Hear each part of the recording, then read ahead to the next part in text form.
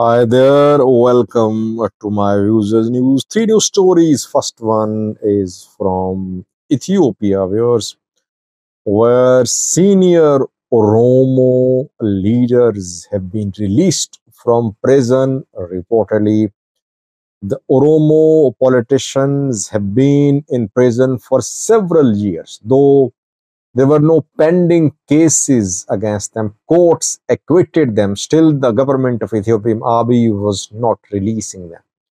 Secondly, Fano. Is Fano still in control of the border town, Metema, on Ethiopia-Sudan border? 48 hours ago, I told you about Fano entering Metema. And we've been saying that Fano fighters generally retreat from towns, cities when counteroffensives are launched. But here it seems Fano is in a different mood. And lastly, Somalia's president Hassan Sheikh spoke in China, where China Africa summit is underway. Hassan Sheikh mentioned Ethiopia there. He talked about Al Shabaab, threat from Al Shabaab, and threat from Ethiopia. What did he say? Let's start from the Oromia region of Ethiopia, where two political parties have been issuing statements saying that their offices are closed, their leaders are in prison, they're not allowed to exercise their right of carrying out political activity. One of these parties is Oromo Liberation Front, OLF, led by Daud Ibsa, who has been under house arrest for years. OLF and Ola were one group. They have been fighting for decades for self-determination for the people of Oromia. In 2018, OLF signed a peace agreement with PM Abiy's government. When PM Abiy came to power, he took office several armed groups.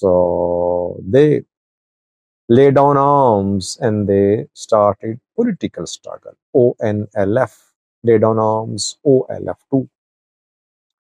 But OLF back then split. One group decided to continue the armed struggle led by Komsa Dereba Jelmaru, and the other joined political struggle led by Daud Ebsa.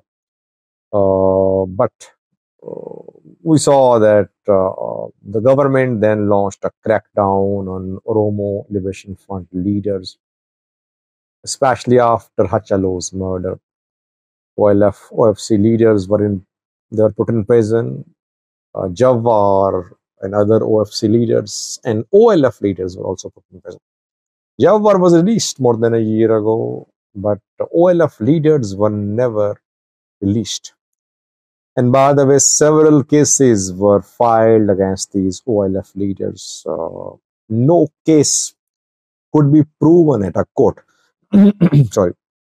And in almost all the cases, these OLF leaders were acquitted. But in Ethiopia, judiciary is very weak. It cannot implement orders. It only passes orders.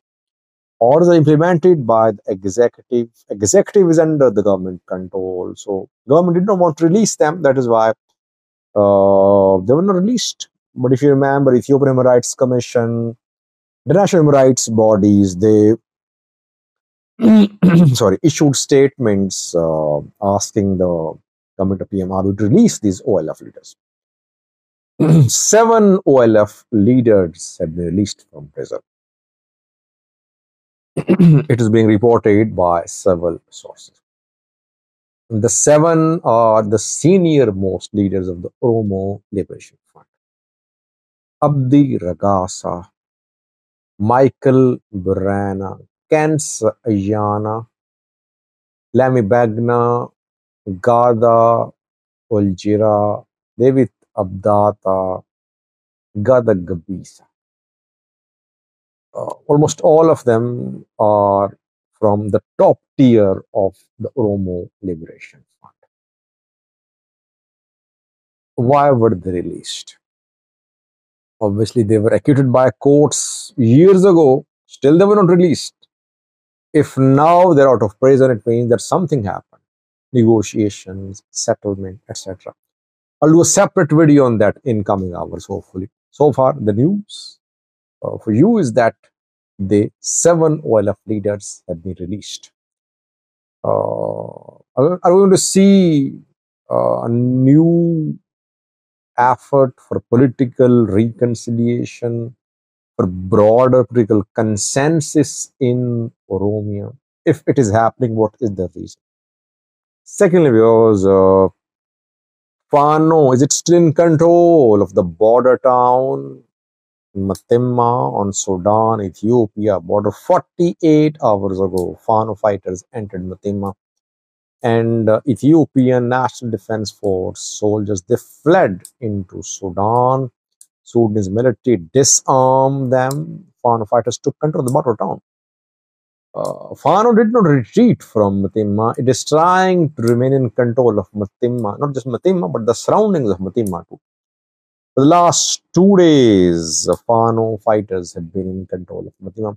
Military has launched a counter-offensive. Reports are coming in of exchange of gunfire between Fano fighters and Ethiopian military in Metema, around Metema.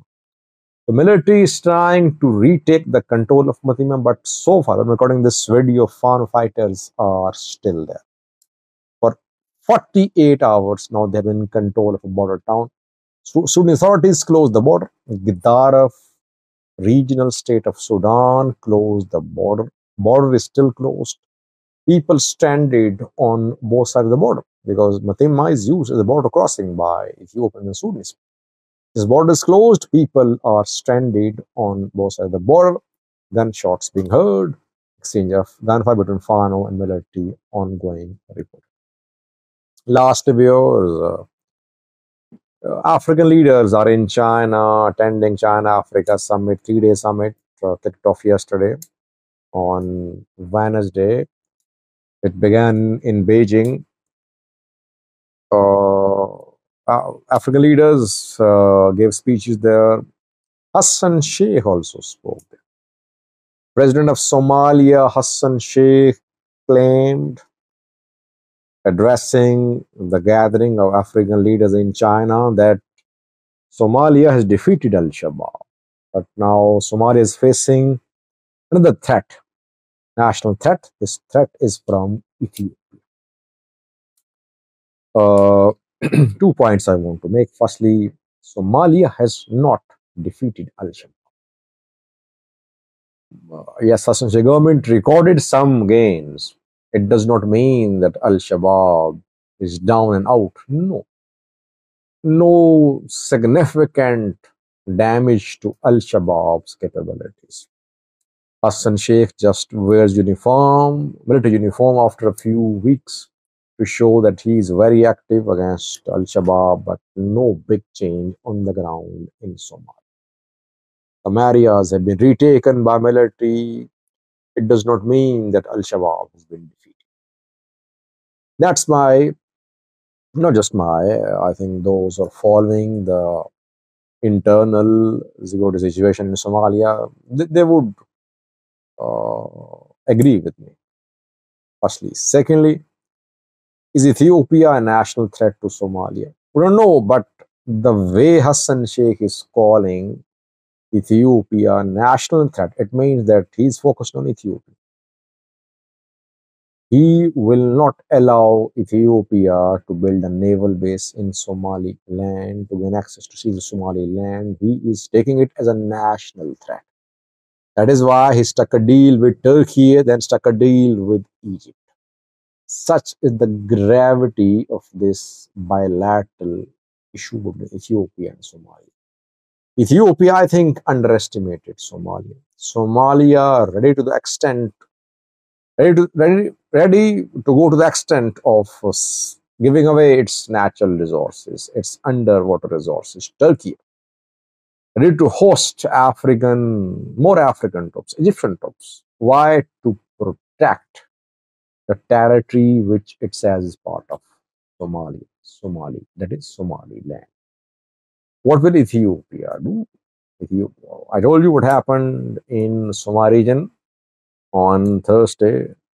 Military parade, strong statement from Jula, Tadase. There too, Mustafa Omar said that those who want to create conflict in Somalia will be defeated like Siad Barre's forces were humiliated and defeated. Both sides pressing ahead with this strong and disturbing narrative, which is like beating the drums of war.